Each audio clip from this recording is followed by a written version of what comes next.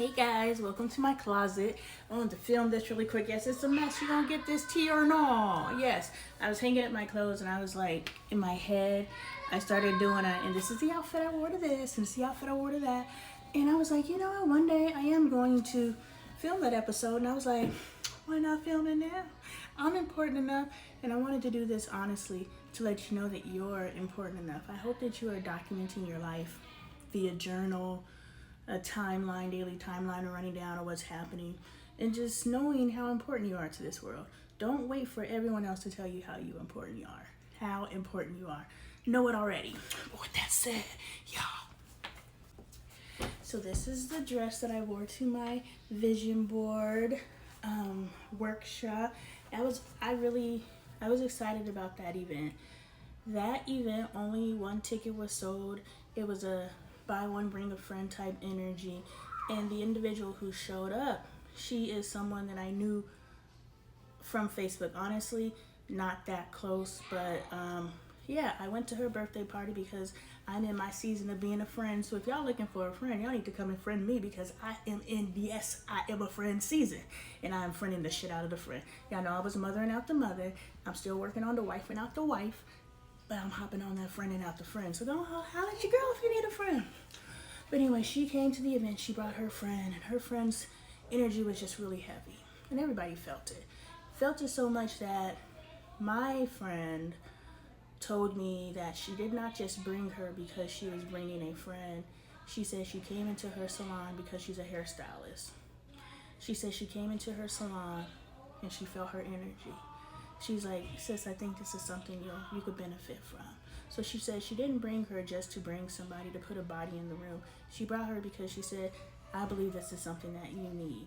And we was healing, friend. We was healing. So boom, that's what this dress was. Bailey and Angel, videos past, helped me pick this out. We were actually walking down to, the walkway in Ross, and this was just hanging on the side of something. And I was like, I should wear that to my sister's circle or something like that. But it was just hanging there like somebody put it there. Like somebody put it there.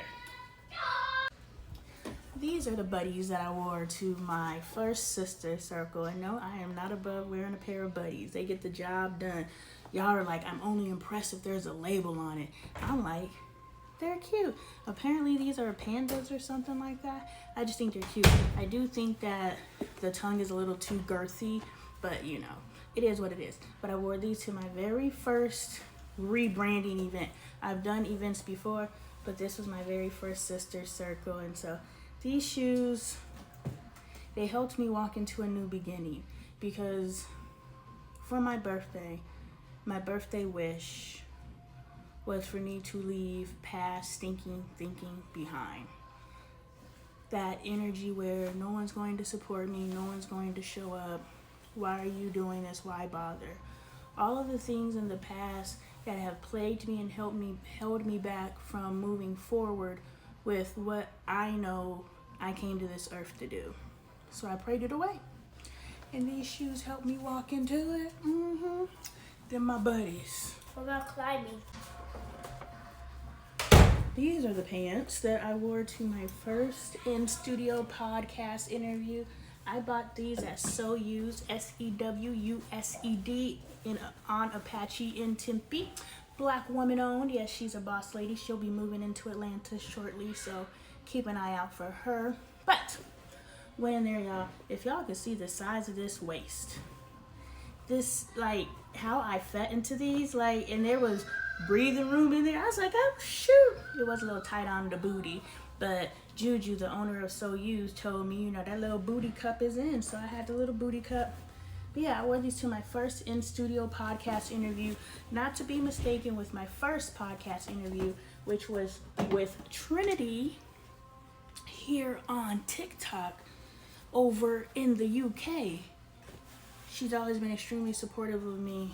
She's always believed in me. And just like her and everyone else in this network, when something comes across y'all's table and I could benefit from it, y'all like, yo, sis, did you know this? Did you see this?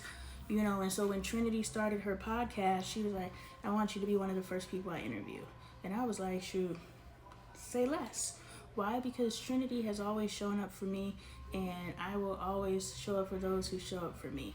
We have to understand, if we are out here seeking association, networking, friendship, online, anything, relationship, anything, it is effort begat effort. If you are not putting effort in, there's a difference between not giving effort and not knowing to give effort. There's two different things. So if someone isn't matching your energy, it is for you to discern. Are they not matching their energy? And our understanding of what energy matching needs to stop being so bottom rung that we expect a call back and it's okay if they don't, or it could take hours, or no. It's not how people deserve to be treated. Even if you're in a space of solitude, you let me know prior to that. Soon as that hits, if you value this relationship, you're like, yo, I'm spending time alone, you know.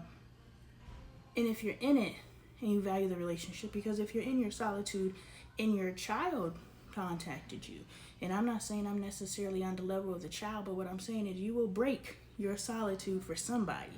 So if you are someone's friend, and even if you are taking time alone, either let them know ahead of time, let them know when they contact you, but let them know. But just to ignore somebody, they're not matching energy. They don't deserve you. So you have to protect your space and just stop having your standards so bottom rung. Basic communication skills are just a standard requirement going forward. You gotta know how to communicate. If you don't, you've lost a whole row of motherfuckers you could have fucked with. Go fuck with the motherfuckers who don't know how to communicate. But the ones that do, we're not even, first sign of that, we're out. That's basic. Because when you're trying to raise a family with someone who cannot communicate, when you're trying to move forward with someone who only knows how to hold you back, these are all things that are bottom rung that should already off top. And we must stop speaking to our children any kind of way and treating our children any kind of way and then calling that love, because then they go out into the world and they seek that and they call it love. And we know, oh, that's fucked up. Why? Because he's doing it. But if we checked ourselves, or she's doing it, speaking from my perspective, but if we checked ourselves, then we would know, oh, yeah, did that, yeah. Taught that, yep, definitely set that standard of love. Yeah, that's my kind of abuse. Yeah, I talk to him that way too. You know, so if we took our jobs as parents a little bit more seriously, we would stop churning out these abusive adults. We would stop churning out these bottom rung expectation adults. We would stop churning out these inability to think for self, therefore I must steal and model and be the next man's cheap knockoff adults. We will stop producing these group think ass adults. Everyone in my house, even myself, because I've heard it so many times, they not like us, they're not like us. The only thing difference about me is I make the fucking shit relevant. I'm having a conversation like, they're not like us. I've been saying that, but now that Kendrick says it, people finally understand. There's motherfuckers out here not like you. I married into motherfuckers who aren't like me. And I gotta figure out how to make that work. They ain't trying. They don't see no difference. But we know when we run across a motherfucker who ain't like us. So anyway, I done talked up 9 minutes. It meant every word. Make sure if you're in the Phoenix area, you're getting out to the events, you're purchasing the books, you're supporting the community. Not the Phoenix area as well, but, you know, get out to an event. If this is dope online, imagine what it's like in person. You could definitely fly me out because I travel and I speak